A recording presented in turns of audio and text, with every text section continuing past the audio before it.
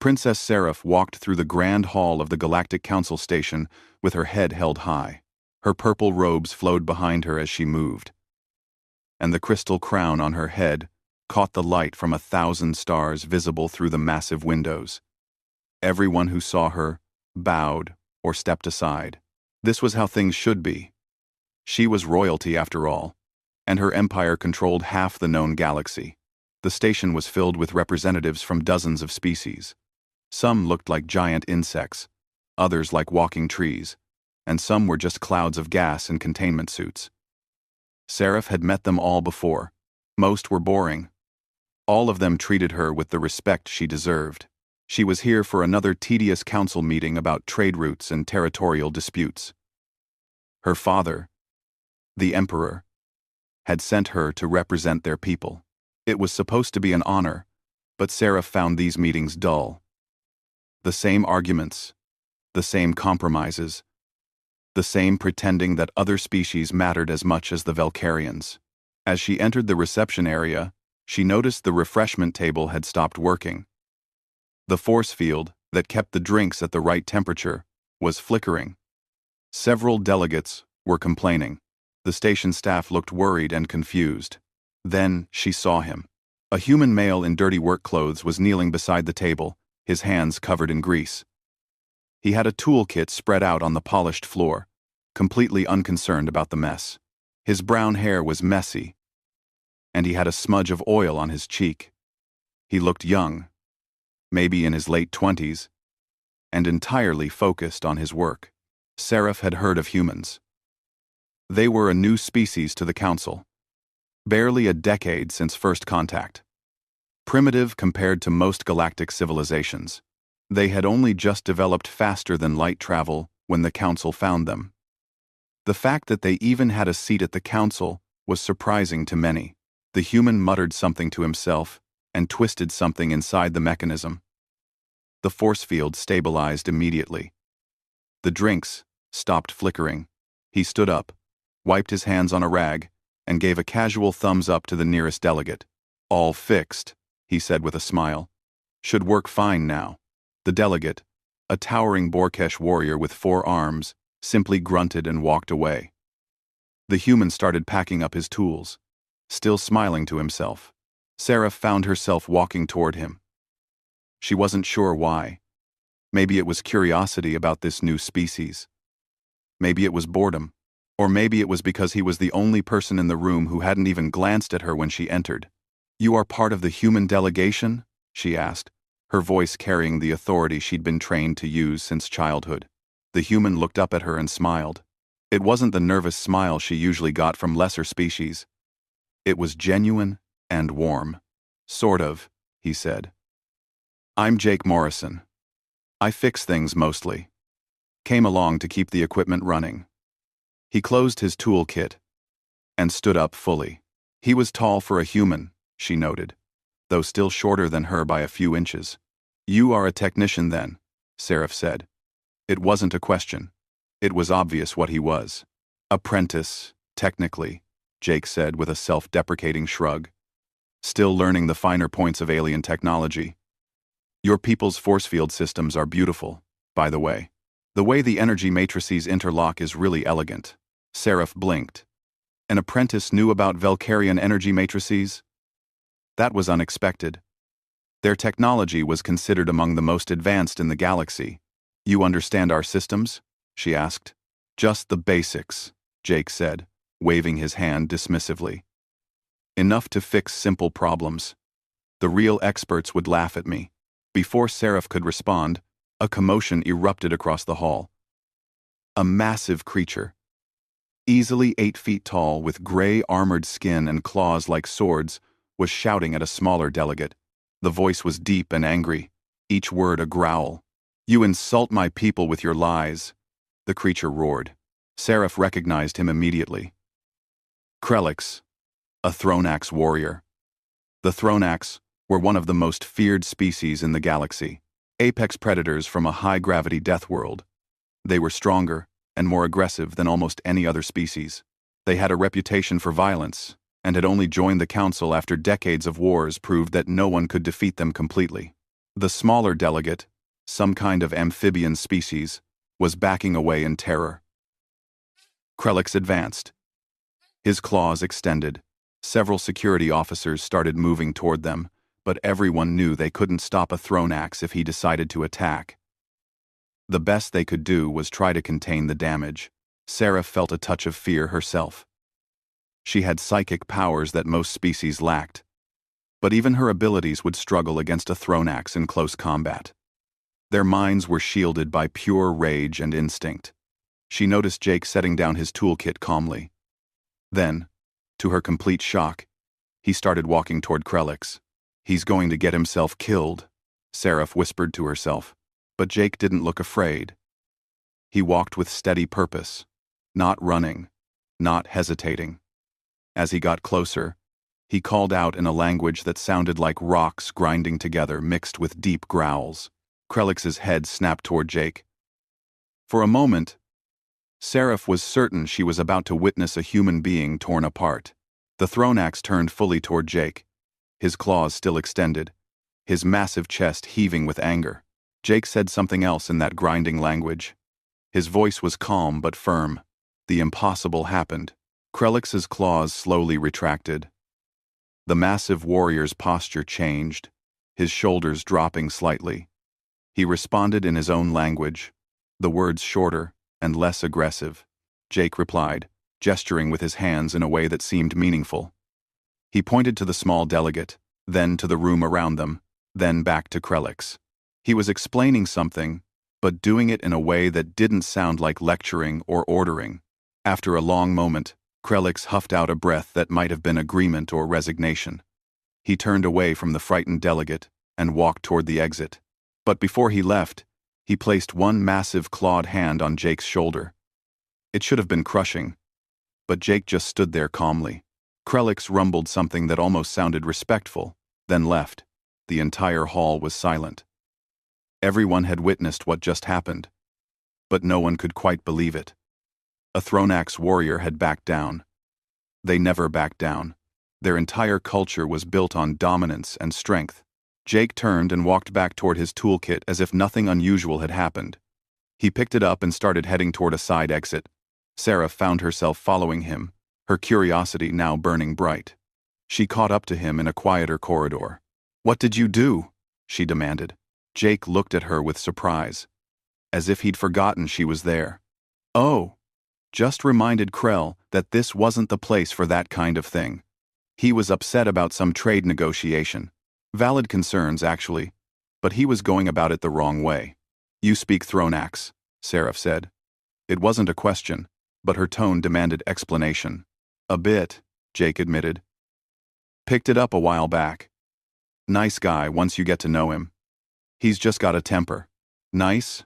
Seraph repeated the word as if it was in a foreign language. "He is thrown axe. They are killing machines." Jake looked at her with an expression she couldn't quite read. There was something in his eyes, something that made her feel like he was seeing more than she was showing.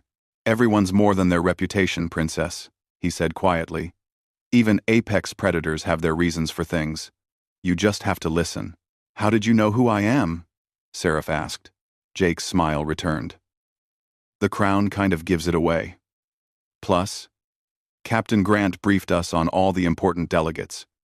You're Princess Seraph Velkara. Your psychic abilities are supposed to be incredible." "They are," Seraph said automatically, then felt foolish for needing to assert it. "I'm sure they are." Jake agreed without any trace of mockery. "Listen, I need to go check on some environmental systems in Sector 7. Was nice meeting you, Princess."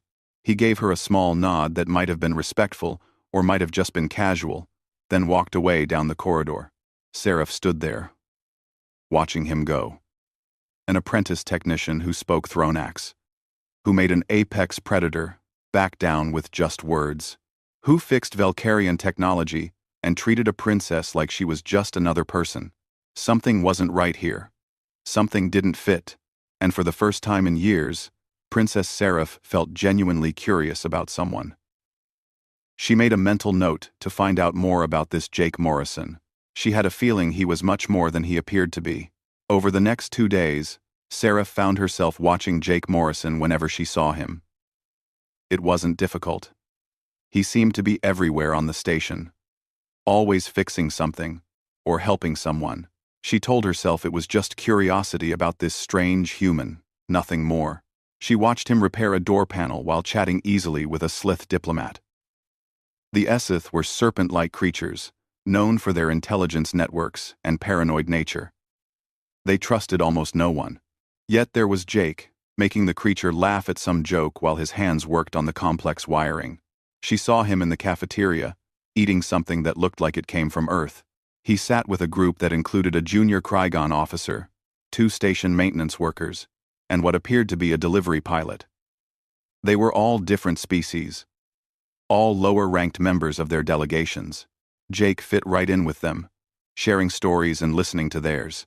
Seraph decided to use her resources.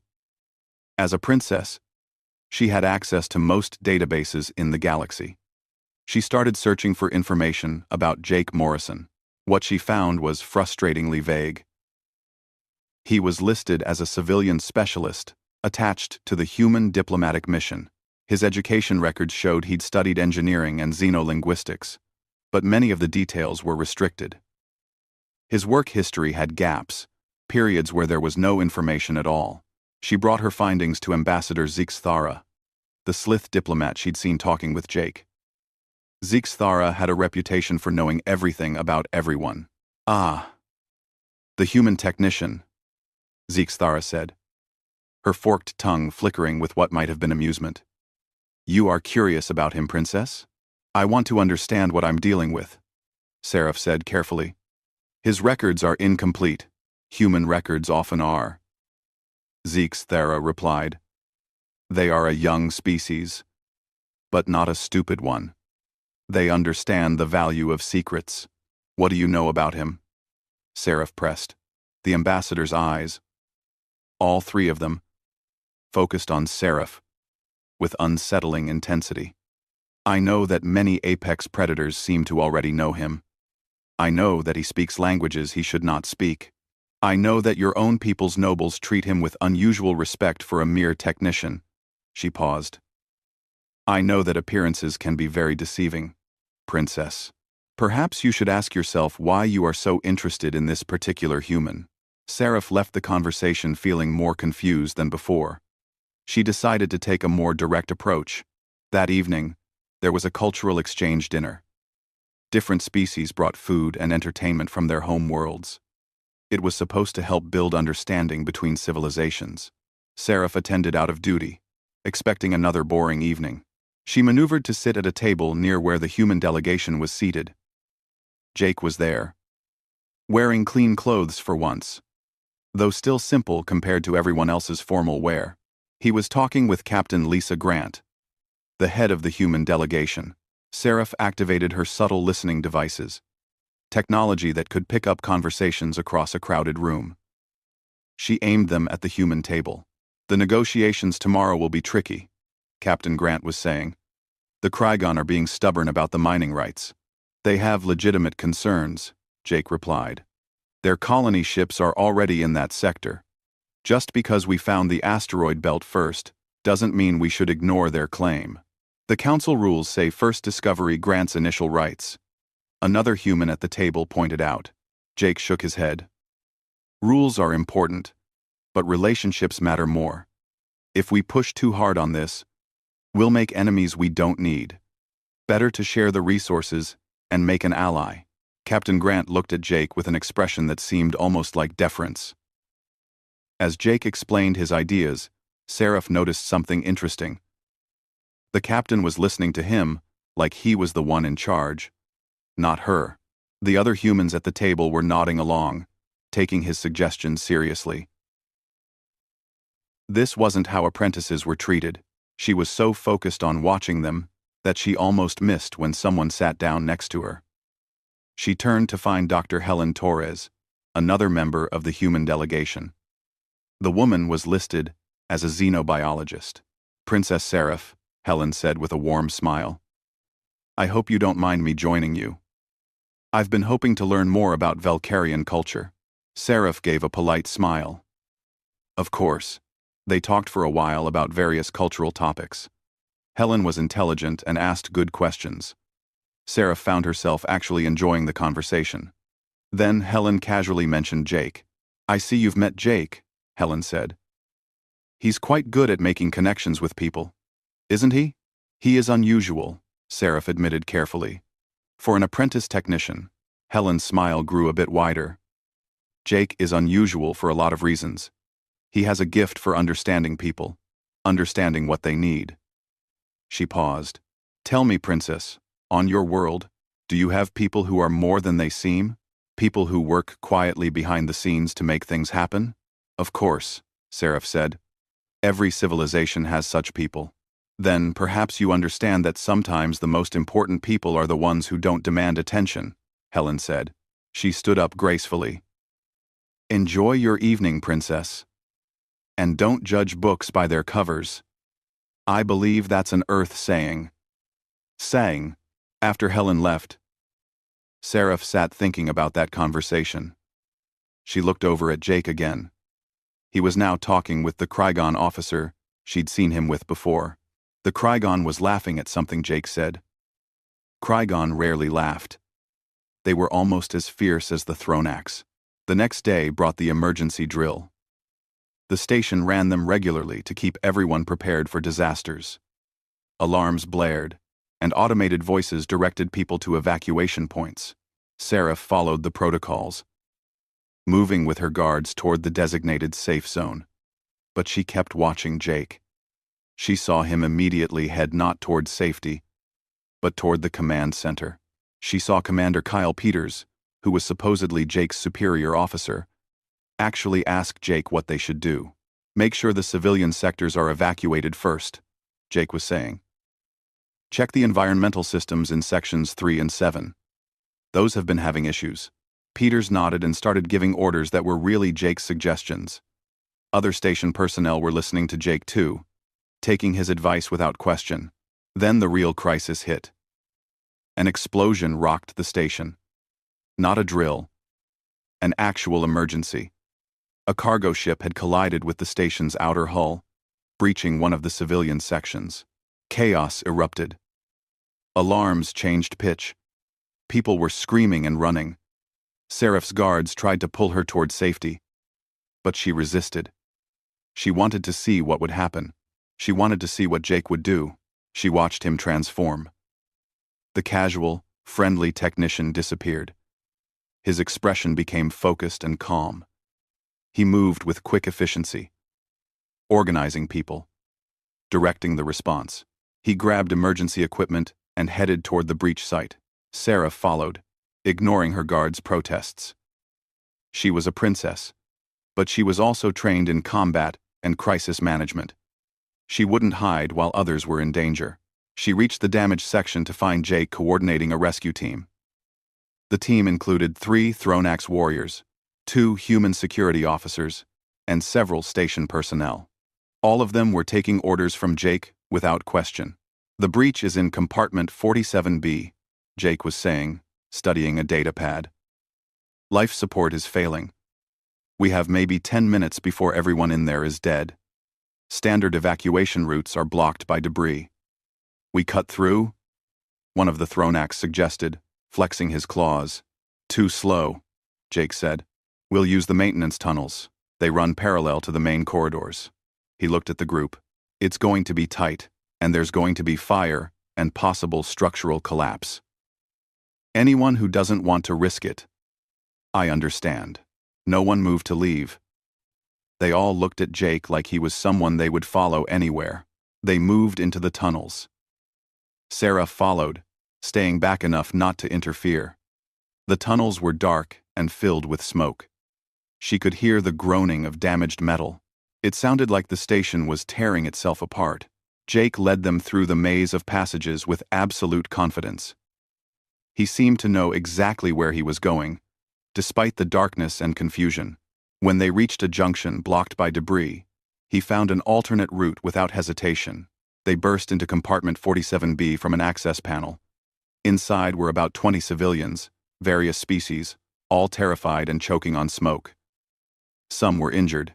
"Everyone stay calm," Jake called out in multiple languages. Seraph counted at least 5 different languages he switched between, making sure everyone understood. "We're getting you out. Follow these officers to the evacuation route. Move quickly, but don't panic." He helped carry an injured Velkarian noble, supporting the man's weight easily despite the smoke and heat. Seraph recognized the noble as Lord Saren, a high-ranking member of her father's court. As they evacuated the civilians, a secondary explosion rocked the compartment. Part of the ceiling collapsed. Jake shoved 2 civilians out of the way, taking the impact of falling debris himself. He went down hard. The Thronax warriors immediately moved to help him. They pulled the debris off with their massive strength. Jake stood up, bleeding from a cut on his forehead, his arm hanging at an odd angle. "I'm fine," he said, though clearly he wasn't. "Get these people out. I'll follow." "You're injured," Seraph heard herself say. She had moved closer without thinking. Jake looked at her with surprise. "Princess, you shouldn't be here." "Neither should you, with those injuries," she shot back. A small smile crossed his face despite the pain. "Yeah, well, job's not done yet. They got everyone out." Jake was the last to leave, making sure no one was left behind. Only when they reached safety did he finally let someone treat his injuries. A medic quickly set his dislocated shoulder. Jake barely flinched. Lord Saren approached, bowing his head to Jake. "You saved my life, Morrison. I am in your debt." Jake waved it off with his good hand. "Just doing what needed doing. Glad you're safe." But Seraph noticed how Lord Saren looked at Jake. It was the look someone gave to an equal, not to a mere technician.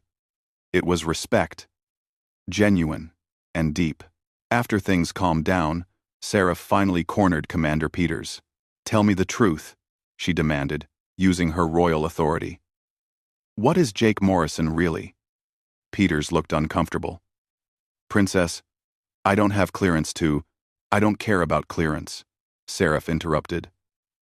"I just watched him lead a rescue mission like he was born to do it. I watched apex predators follow his orders without question. Tell me what he is." Peters sighed. "He's listed as a civilian specialist for a reason, Princess. That's all I can say. If you want more, you'll have to ask him directly." That night, Seraph lay in her quarters, thinking about everything she'd seen. Jake Morrison spoke languages he shouldn't know. He commanded respect from species that gave respect to no one.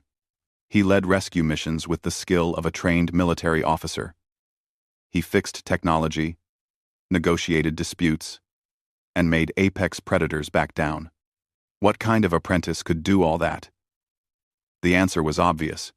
No apprentice could, which meant Jake Morrison was lying about who and what he was. The question was why, and what was he really? The next morning, Seraph used her highest level of security clearance. As a crown princess, she had access to databases that most people didn't even know existed. She searched for Jake Morrison again, this time digging deeper. Most of his file was still restricted, but she found something. A mission report from 5 years ago. Before humanity had even joined the Galactic Council, the report was heavily redacted, with most details blacked out. But certain words jumped out at her. First contact scenario. Hostile situation. Commander Morrison. And negotiated peaceful resolution. Commander. Not apprentice. Not technician. Commander. She kept searching and found references to other missions. Again, most details were hidden, but a pattern emerged.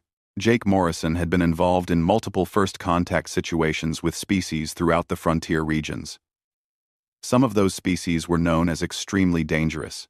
All of the missions had ended without major conflict. Seraph sat back, her mind racing. Jake wasn't just pretending to be an apprentice. He was actively hiding his real role. But why? What purpose did it serve? Her thoughts were interrupted by an announcement. The council was convening for the main negotiation session. The territorial disputes that had brought everyone here would finally be addressed. She made her way to the Grand Council chamber. The room was enormous, with seating arranged in a circle so that no species appeared more important than another. Well, that was the theory anyway. Everyone knew which species really held power. The negotiations began with the usual formal speeches. Representatives from various species stated their positions on the disputed territories. The frontier regions of space were rich in resources, and everyone wanted a piece. Then War Chief Draknor stood up. The leader of the Krygon delegation was even more imposing than Krellix. He stood nearly 9 feet tall, with dark red scales and eyes that glowed like hot coals. The Krygon were reptilian warriors who had conquered dozens of worlds. Their empire was built on strength and honor through combat. "The Krygon Dominion will not yield our claim," Draknor announced, his voice like thunder. "We have colonized the disputed sector. We have bled for it. It is ours by right of conquest." Several other delegations protested. The room erupted into arguments. Seraph watched as the council arbiter tried to restore order. Captain Lisa Grant stood up from the human section. "We request a recess to consider our position." The arbiter granted it. Everyone filed out of the chamber for a break. Seraph watched the human delegation gather in a side room. She positioned herself where she could observe them through the transparent walls. Captain Grant was speaking urgently to Jake. She couldn't hear the words, but she could see the body language. The captain was asking for something, and Jake was reluctant. Finally, he nodded. When the council reconvened, something unexpected happened. Captain Grant stood and said, "The human delegation requests permission for civilian specialist Jake Morrison to address the council." A murmur went through the chamber. It was unusual for anyone other than official delegates to speak at these negotiations. The arbiter looked uncertain, but finally agreed. Jake stood and walked to the center of the circular chamber. He looked small down there. Just one human surrounded by hundreds of aliens, many of them much larger and more powerful than him. Seraph expected protests. She expected other delegations to object to this breach of protocol. Instead, something strange happened. War Chief Draknor, who had been about to walk out, slowly sat back down. His glowing eyes fixed on Jake with an intensity that should have been terrifying. Krellix, sitting in the Thronax section, leaned forward with interest. Several other apex predator species representatives were doing the same. They were all watching Jake like he was something important, something that demanded attention. Jake began to speak. "Honored delegates, I know I'm not supposed to be here. I'm just a technician, after all." He said it with a slight smile that made Seraph think he was making a joke she didn't understand. "But I've spent time in the frontier regions. I've seen what these territorial disputes look like from the ground level." He started telling a story. He spoke about Earth's history, about how different groups of humans had once fought over territory and resources. He talked about predators and prey, about ecosystems and balance. "On my world," Jake said, "we had many apex predators. Big cats, bears, wolves, even humans ourselves. These predators competed for the same territories, the same food sources. The competition was fierce. Many species went extinct because they couldn't adapt." Seraph listened, fascinated despite herself. Where was he going with this? "But here's the interesting part," Jake continued. "The predators that survived weren't always the biggest or the strongest. They were the ones who learned that territory isn't just about dominance. It's about sustainability. It's about understanding that sometimes sharing a hunting ground makes more sense than fighting over it." He turned to face Draknor directly. Then Jake did something that shocked everyone in the room. He spoke in perfect Krygon, using what Seraph's translator identified as ancient ceremonial dialect. She didn't understand the words, but she understood the tone. It was respectful, but firm, acknowledging strength while suggesting wisdom. Draknor's eyes widened. He responded in the same ancient dialect, asking something. Jake answered. And then he did something even more shocking. He referenced specific events from Krygon history. He talked about the Battle of Seven Suns, where the Krygon had faced an enemy they couldn't defeat through force alone. He spoke about how the great Krygon warchief of that era had chosen strategic alliance over glorious defeat. Your people have a saying, Jake continued in the common galactic language so others could understand. Victory through wisdom is greater than victory through blood. The strongest warrior is the one who wins without fighting. Sarah felt her breath catch. Those were sacred words to the Krygon. How did Jake know them? More importantly, how did he dare speak them in this context? Draknor stood slowly. The entire chamber fell silent. Everyone expected an explosion of rage. The Krygon didn't appreciate outsiders quoting their sacred texts. Instead, Draknor spoke in a measured tone. You speak words that few outsiders know, Morrison human. Where did you learn the ancient tongue of my people? From someone I respect greatly, Jake replied. A Krygon war leader who taught me that true strength isn't about proving dominance in every situation. It's about knowing when to fight and when to build. Draknor studied Jake for a long moment. Then he did something that made Seraph's jaw drop. He gave Jake a Krygon salute. A gesture of respect between warriors of equal standing. You carry the scent of worthy hunt, Draknor said, using a phrase that Seraph's translator struggled with. It was a Krygon concept that didn't translate well, something about recognizing someone as a respected opponent or honored equal.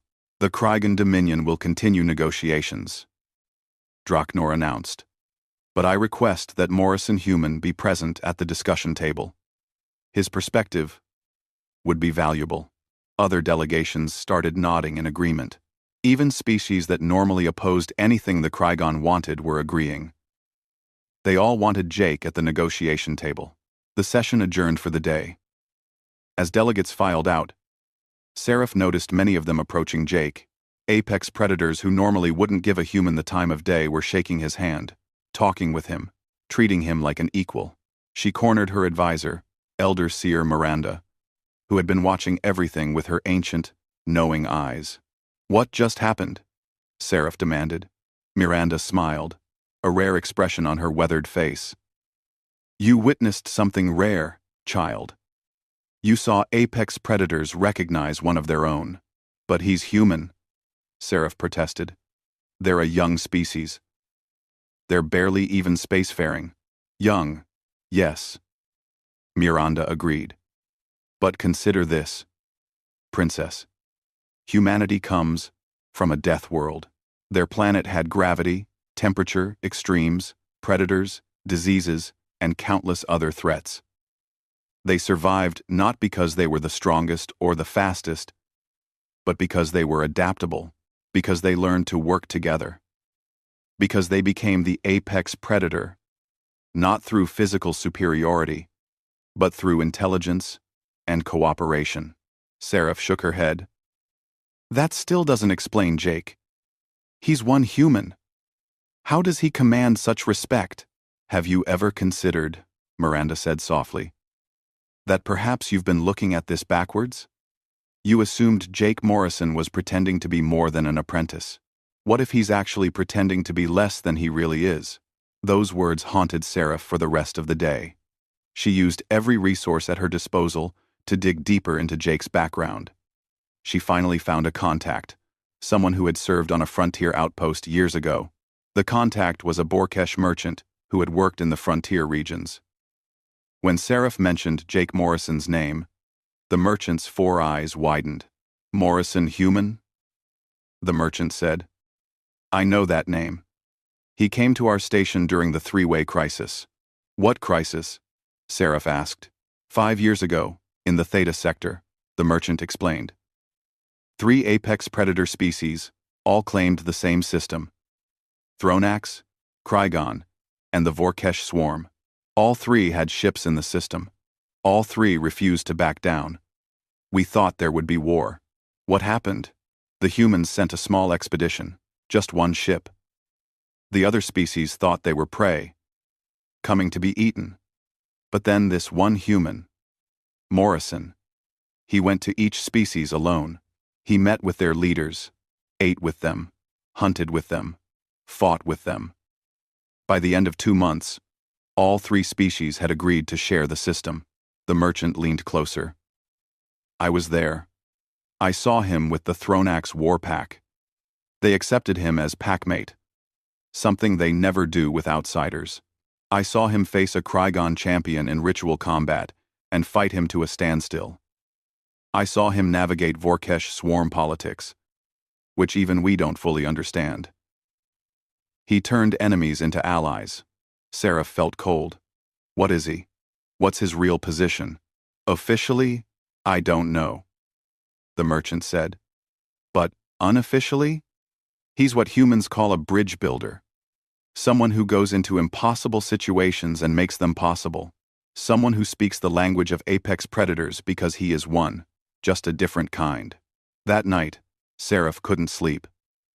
She kept thinking about Jake, about how he'd saved Lord Saren without hesitation, about how he'd calmed Krelix with just words, about how Draknor had saluted him. She thought about the way he'd looked at her that first day when she'd called the Thronax killing machines. The expression in his eyes that she hadn't understood then, but was beginning to understand now. It hadn't been fear or submission. It had been patience, like he was waiting for her to figure something out. The next day, she did something she'd never done before. She went looking for Jake. Not as a princess investigating a mystery, but as someone who wanted answers directly from the source. She found him in one of the observation lounges, looking out at the stars. He was alone, holding a cup of something hot. His posture relaxed. "Jake Morrison," she said, walking up beside him. He turned and smiled. "Princess Seraph. Can't sleep? Either? I've been investigating you," she said bluntly. His smile didn't fade. "You're not an apprentice," she stated. "No," he agreed simply. "What are you really?" she asked. Jake looked back out at the stars. "That's complicated. Officially, I'm a civilian specialist in first contact scenarios. Unofficially," he paused, "I'm someone who helps species understand each other. Someone who tries to prevent wars before they start." "You've been hiding who you are," Seraph said. It wasn't an accusation, just a statement. "Yes," Jake said, still looking at the stars. "I've been hiding who I am. There are good reasons for that." "Gone." Seraph moved to stand beside him. "Tell me." Jake took a sip of his drink before answering. "When humanity first entered the galactic community, we were scared. We'd found all these advanced civilizations, these powerful species who could crush us without thinking. We had 2 choices: appear weak and hope for mercy, or appear strong and invite challenges. So you chose to appear weak," Seraph said. "We chose to appear unremarkable," Jake corrected. "Not weak. Just not threatening. Let other species underestimate us while we learned everything we could about galactic politics, technology, culture. It gave us time to find our place. And you? What's your role in this?" Jake smiled, but it was a tired smile. "I'm what happens when you take a human who's good at reading people and put him in situations where reading people means the difference between peace and war. I've been doing this for 8 years now. Building relationships with apex predator species, showing them that humans can be trusted, that we understand the rules of their worlds." "The Theta Sector incident," Seraph said. "I heard about it. You prevented a war between 3 species. I got lucky," Jake said. "And I had help. But yeah, that's what I do. I go to places where humans aren't welcome and make them welcome. I speak languages no human should speak and earn respect no human should have." He paused. "It's exhausting, if I'm being honest." Before Seraph could respond, alarms blared throughout the station. Not drill alarms, real emergency warnings. The lights shifted to red, and the automated voice announced a security breach. Jake's entire demeanor changed instantly. The tired, friendly man, vanished. His eyes sharpened, his body tensed, and he was moving before Seraph could even process what was happening. "Stay here," he ordered, his voice carrying command authority she'd never heard from him before. "I'm coming with you," Seraph said firmly. Jake looked at her, seemed to evaluate her in a single glance, and nodded. They ran through the corridors. Jake spoke into a communication device, coordinating with station security. Seraph heard the rapid exchange of information. Terrorists, the Liberation Front. Multiple explosive devices. Hostages taken. The Liberation Front was a radical group composed of various prey species. They believed apex predators had dominated the galaxy for too long. Their methods were extreme, and they'd been responsible for several attacks over the past year. "Where are the hostages?" Jake asked into his comm. "Council Chamber 7, came the reply.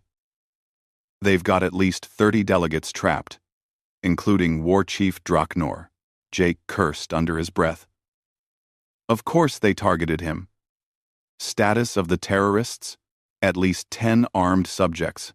They're demanding the Council expel all apex predator species, or they'll start executing hostages. They reached a security station where Commander Kyle Peters was organizing a response team. When Peters saw Jake, he immediately stepped aside. "What do we have?" Jake asked, looking at the security displays. 10 confirmed terrorists. Could be more, Peters reported. They've barricaded themselves in Chamber 7 with the hostages. Explosive devices rigged at the entrances. Standard security teams can't breach without casualties. Jake studied the displays, his mind clearly working through scenarios. "Get me Lieutenant Ben Shaw. And his team. I also want any Thronax security on the station. Tell them it's Jake Morrison requesting." Within minutes, a team assembled. Ben Shaw arrived with 4 human special operations soldiers. 3 Thronax security officers appeared, including one Seraph recognized as being from Krellix's personal guard. "Morrison human," the lead Thronax acknowledged with a nod of respect. Jake quickly outlined a plan. It was complex, involving multiple entry points, precise timing, and split-second coordination. Seraph watched as every member of the team listened, without question. These were trained warriors, apex predators, and elite soldiers. All of them treated Jake like their commander. "What about me?" Seraph asked. Everyone turned to look at her. Jake studied her for a moment. "Can you use your psychic abilities to sense the terrorists' positions inside? Give us a map of where everyone is?" Seraph nodded. Her people's psychic gifts were powerful, though using them at range through walls would be challenging. "Then you're with me," Jake said. "Everyone else, get into position. We go in 5 minutes." They moved through the maintenance passages, the same type Jake had used during the hull breach rescue. The team moved with silent efficiency.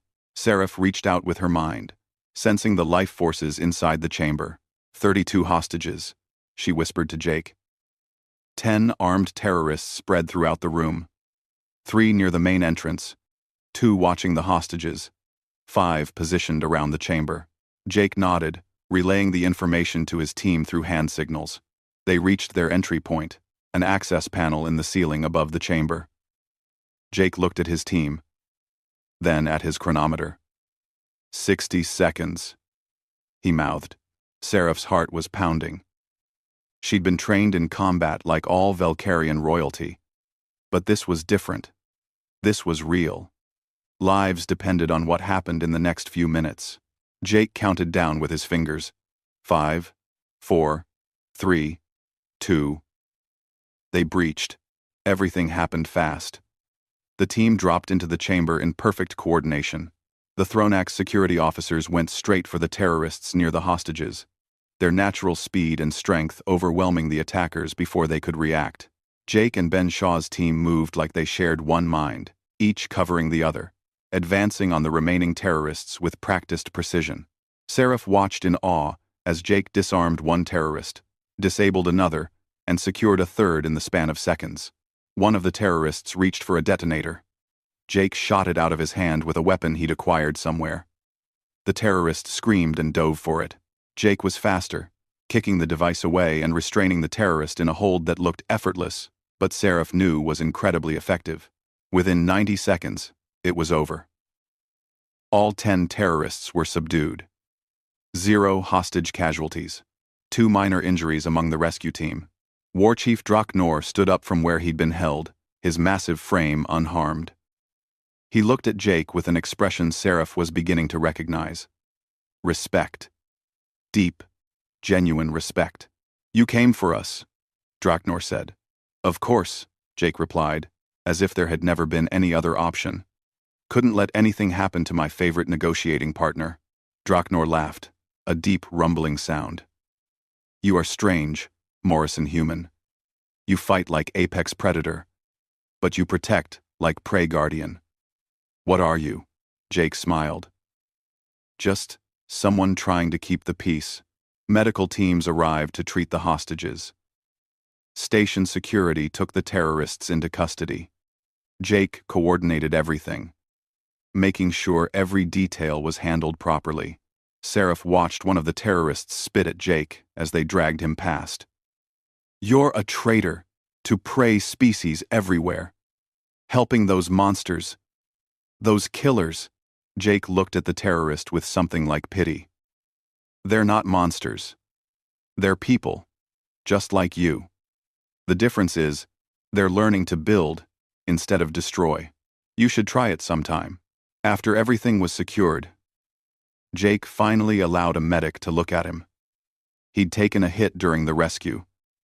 A deep cut along his ribs from a terrorist's blade. The medic cleaned and bandaged the wound while Jake continued coordinating the aftermath.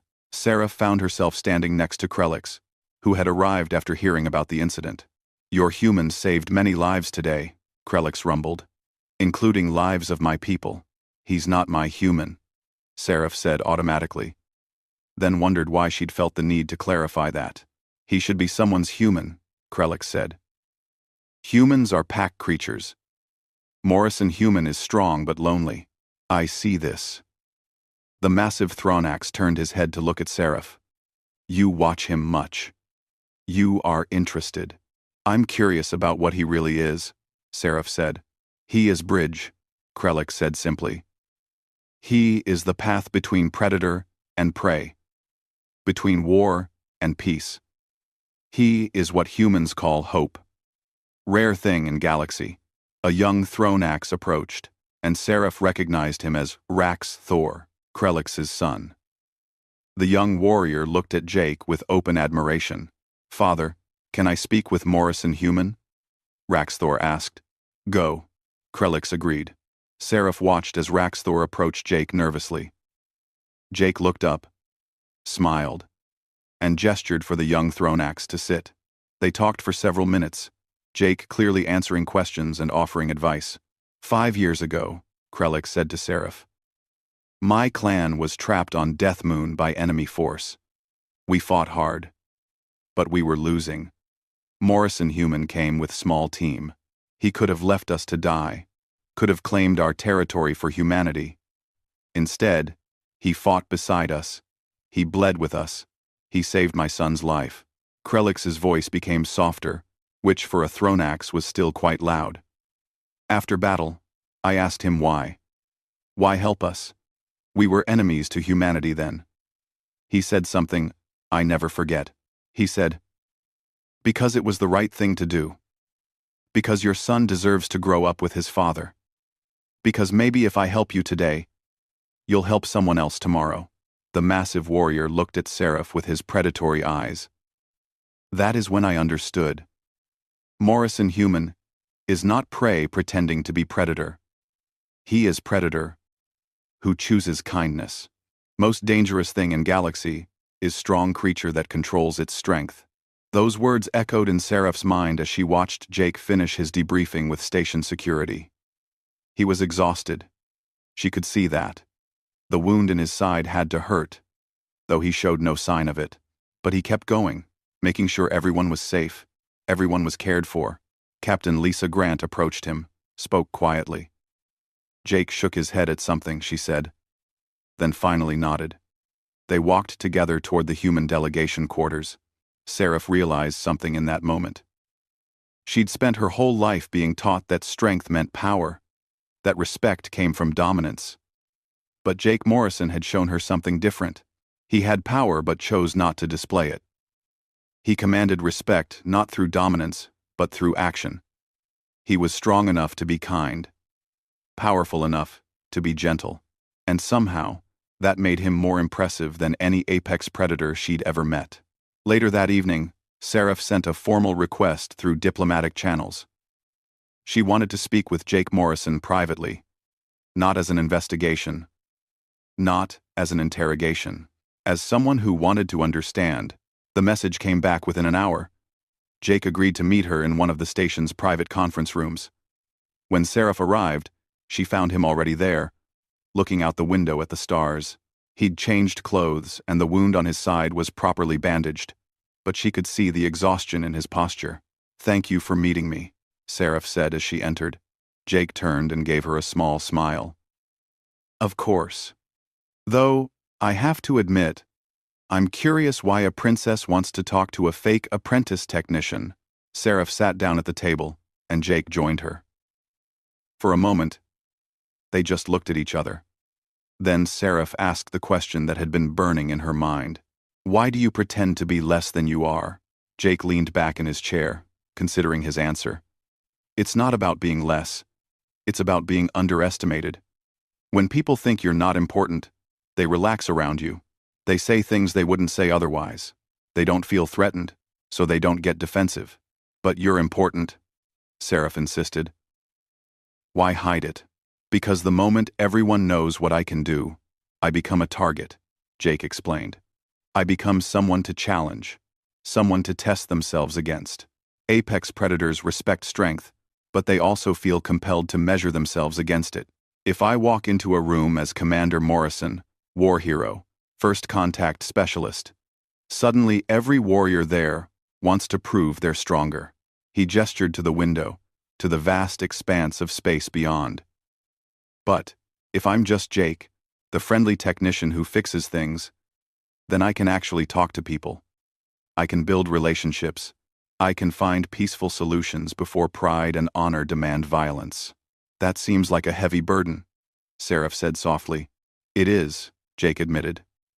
"Some days, I'm tired of pretending. Tired of being underestimated on purpose. Tired of letting people think humans are harmless." He looked at her directly. "But then I remember what's at stake. Every war I prevent. Every alliance I help build. Every life saved. Because I was willing to look weak." Seraph thought about her own life. Always needing to display her power, her status, her importance. "I've never had the luxury of being underestimated. I've always had to prove I'm worthy of my position." "Different challenges," Jake said. "You have to constantly prove your strength to maintain respect. I have to hide mine to earn trust. Both are exhausting in their own ways." They sat in comfortable silence for a moment. Then Seraph asked, "What you said to Drak Nor during the negotiations? The sacred Krigon texts. How did you learn those?" Jake's expression became distant, remembering. 3 years ago, I was on a Krigon colony world. There was a war brewing between 2 Krigon clans over honor and territory. I spent 6 months there, living with both clans, learning their ways. An elder warrior named Korvash taught me the ancient tongue and the old texts. "Why would he teach an outsider?" Seraph asked. "Because I asked," Jake said simply. "Because I showed genuine interest in their culture. Because I respected their traditions instead of dismissing them as primitive." He smiled. "And because I beat him at their strategy game 3 times in a row, which he found amusing." Seraph found herself laughing. The image of Jake casually defeating a Krigon warrior at strategy was both absurd and somehow perfectly fitting. "The Liberation Front terrorists," Seraph said, her tone becoming serious. "One called you a traitor. Do you ever feel that way? Like you're betraying your own species by helping apex predators?" Jake shook his head firmly. "No," Because I'm not choosing them over humanity. I'm choosing peace over war. I'm choosing understanding over fear. He leaned forward. Humans survived on Earth not because we were the strongest or fastest. We survived because we learned to cooperate, to understand other species, to adapt. That's our real strength. Is that why apex predators respect you? Seraph asked. Maybe, Jake said. Most apex predator species evolved at the top of their food chains. They never had to develop the same level of social complexity that humans did. We had to compete with wolves, big cats, bears, and dozens of other predators. We had to cooperate on a level most species didn't need to. He stood and walked to the window. When a Thronax looks at me, they see a predator who doesn't challenge them directly. When a Krygon looks at me, they see a warrior who fights smart instead of hard. When any apex predator looks at me, they see something that fits their worldview, but also challenges it. That creates respect. Seraph joined him at the window. And when I look at you, what should I see? Jake turned to her, and in his eyes, she saw depth she hadn't noticed before. You should see someone who's tired, but won't stop. Someone who believes in peace, but knows how to fight. Someone who represents humanity's hope that we can find our place in the galaxy without becoming monsters or victims. You're more than just a bridge, Seraph said. You're proof that strength and kindness can exist together. That's what I hope for, Jake said quietly. That's what humanity hopes for. That we can show the galaxy there's another way. The next day, the council reconvened for the final negotiation session. This time, Jake sat at the table, not as an observer, but as an official participant. His cover was completely blown, but that seemed to work in everyone's favor. War Chief Draknor presented a proposal that incorporated many of Jake's suggestions from before. The disputed territories would be shared, with specific zones allocated based on each species' needs. Resource extraction would be cooperative rather than competitive. Defense of the sector would be a joint responsibility. Other species added their own conditions and modifications. Jake facilitated the discussion, helping translate not just languages, but cultural concepts and values. When the Thronax representative bristled at what seemed like an insult from the Valkyrian delegation, Jake explained the cultural context that showed it was actually a compliment. When the Slith diplomat tried to add hidden clauses that would give them unfair advantage, Jake politely but firmly pointed them out and suggested fairer alternatives. After hours of negotiation, a treaty was drafted. Every species had compromised. No one got everything they wanted, but everyone got something they could accept. As delegates signed the treaty, Seraph watched Jake. He looked exhausted but satisfied. This was what he lived for, she realized. These moments when war became peace, when enemies became allies, when understanding triumphed over violence. After the signing ceremony, there was a celebration. Different species mingled, sharing food and drink, talking about the future rather than past conflicts. Seraph noticed how many delegates approached Jake, thanking him, offering respect, inviting him to visit their worlds. Krellix approached with his son Rax Thor. The young Thronax bowed to Jake in the traditional warrior greeting. Morrison Human, my son wishes to ask you something, Krellix said. Rax Thor stepped forward, nervous but determined. Jake looked surprised and honored. I would be honored to share what I know. Though I should warn you, it's mostly just learning to listen and understanding that everyone has their own perspective. That is what I wish to learn, Rax Thor said. How to see through others' eyes. War Chief Draknor also approached. The Krygon Dominion extends invitation to Morrison Human. Visit our homeworld. Meet our people. You have earned this honor. Krygon.ming. Krygon.ming. Krygon.ming.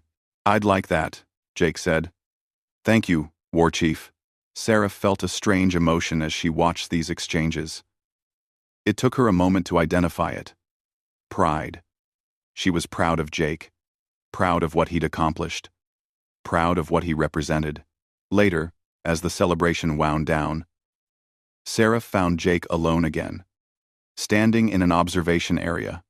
She joined him without saying anything at first. "You're returning to your empire soon," Jake said. It wasn't a question. "Yes," Sarah confirmed. "My father has summoned me. He wants to hear my full report on the summit." "What will you tell him?" Jake asked. Sarah thought carefully before answering. "I'll tell him that I learned something important here. That strength isn't always about power. That the most dangerous predators are the ones secure enough to show restraint." She paused. "I'll tell him about a human who taught me that being underestimated can be a choice, not a weakness." Jake smiled. "That's kind of you to say."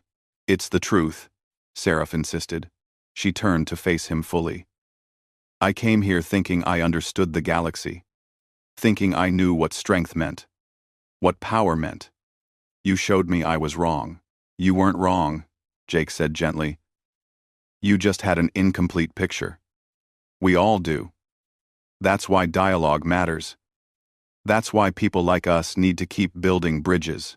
"People like us," Sarah repeated. "You see me as a bridge builder?" "I see you as someone who's willing to learn and change," Jake said. "That's the first step. The fact that you investigated me, questioned your assumptions, and came to talk to me directly, instead of just dismissing me, that shows wisdom." Sarah felt something warm in her chest at his words. "If I need advice in the future about dealing with apex predators or first contact situations, could I contact you?" "Any time," Jake promised. "That's what I'm here for." Months passed.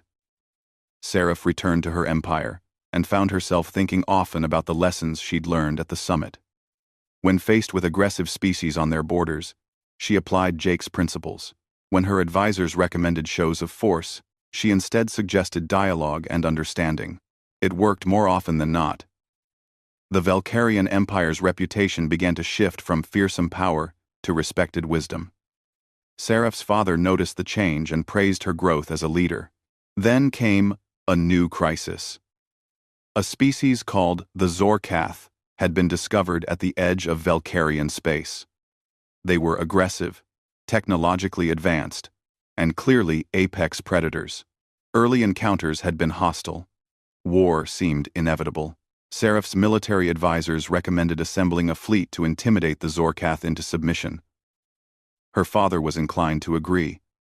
But Seraph remembered Jake's words about strength and restraint. She made a request through the Galactic Council.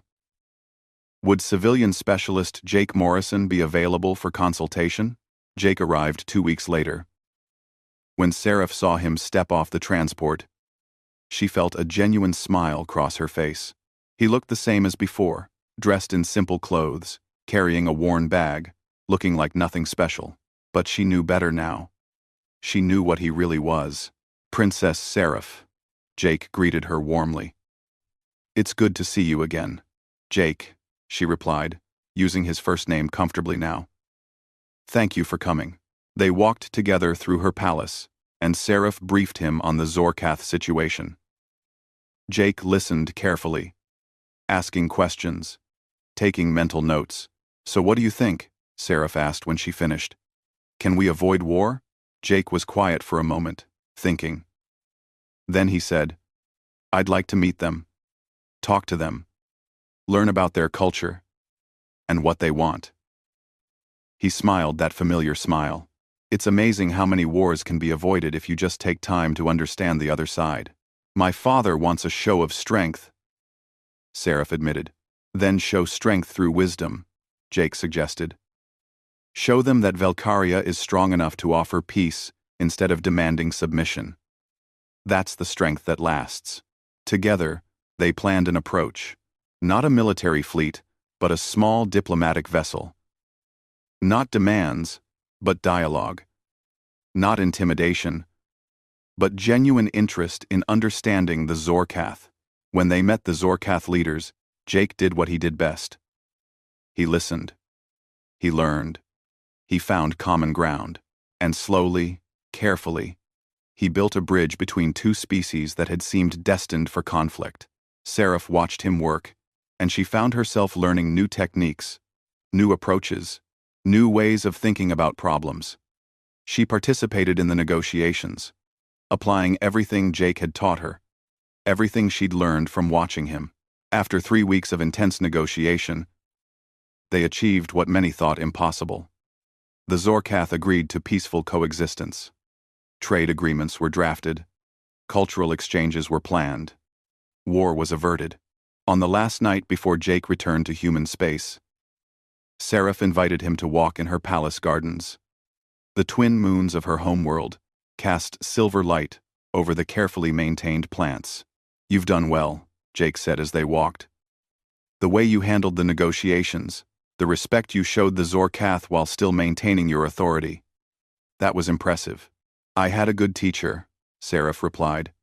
"Even if he pretended to be just an apprentice." Jake laughed. "That cover story is pretty much dead now, isn't it?"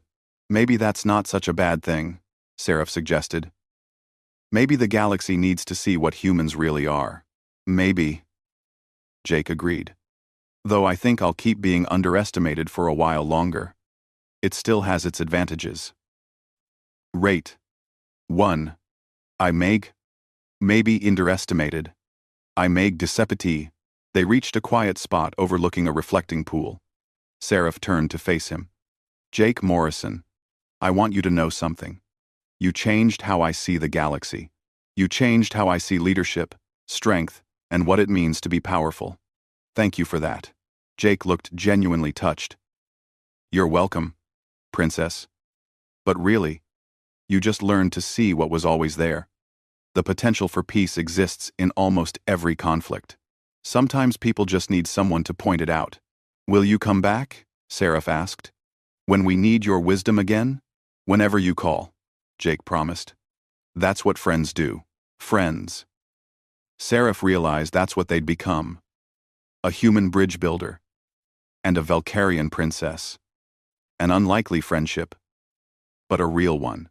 As Jake's ship departed the next day, Seraph stood on the palace landing platform, watching it rise into the sky.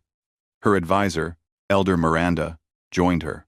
"You have learned much from the human," Miranda observed. "I have," Seraph agreed. "I learned that the most dangerous predators are the ones who don't need to prove it.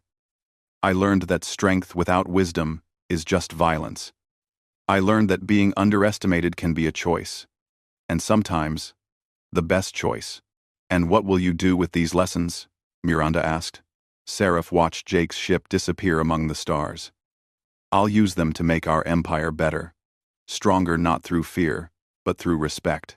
Powerful not through domination, but through wisdom." "That is good," Miranda said. "That is how true apex predators behave. They are secure in their strength, so they don't need to constantly display it." As they walked back to the palace, Seraph thought about Jake's words. When you're secure in your own power, you don't need everyone else to acknowledge it constantly. She understood now. Real power was quiet. Real strength was restrained. Real leadership was about building up others, not tearing them down. Jake Morrison had appeared to be just an apprentice. But he had taught a princess lessons about power that all her royal training had never covered. He had shown an empire a better way to interact with the galaxy, and in doing so, he had proven what humanity could be. Not the strongest species, not the most advanced, not the most feared, but perhaps the most needed. The bridge builders, the peacemakers, the ones who understood that the highest form of strength was knowing when not to use it. Somewhere in the vast darkness of space, Jake Morrison was probably already heading to his next assignment. Another conflict to resolve, another war to prevent, another bridge to build, and whenever the galaxy needed him, he would be there, looking like nothing special, acting like just another technician, until the moment came when apex predators needed to step back, and they would, because they recognized one of their own. A different kind of predator. The most dangerous kind, the kind that chose peace.